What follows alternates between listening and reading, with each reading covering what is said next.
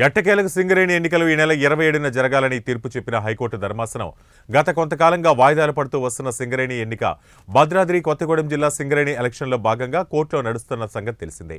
Singareni election వాయిదా వేయాలని పిటిషన్ను తెలంగాణ ప్రభుత్వం వేసింది. పిటిషన్ను తిరస్కరించిన ధర్మాసనం ఎలక్షన్ను ఈ నెల 27న ఈ ప్రక్రియ కొనసాగించాలని ధర్మాసనం తీర్పుతో ఇందుకు గాను సింగరేణి అధికారులు ఇప్పటికే ప్రక్రియ కొనసాగిస్తున్నామని, అన్ని ఏర్పాట్లు పూర్తి చేశామని, సింగరేణి ఎన్నికలకు సంబంధించి కార్మికుల ఓట్లు వివరాలు సిబ్బందిని అప్రమత్తం చేశామని సింగరేణి డైరెక్టర్ బసవయ్య తెలియజేశారు.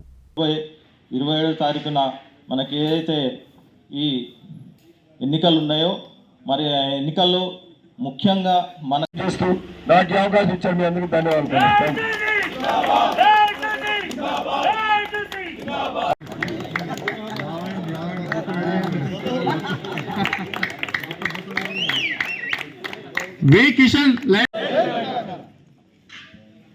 ఇప్పటివరకు తెలంగాణ బొగ్గని కార్మిక సంఘం అంటే ప్రధాని చెప్తే మొత్తం కనుక్కున్నాడు, అన్ని ఏరియాలో కనుక్కున్నాడు. అక్కడ కూడా బంద్ అయిపోయింది. 5 నిమిషాల ముందే బంద్ అయితే ఆ 5 నిమిషాల ముందు ఎంతమంది ఉంటారో 10 మంది. పొద్దునే 10 మంది వచ్చి మొత్తం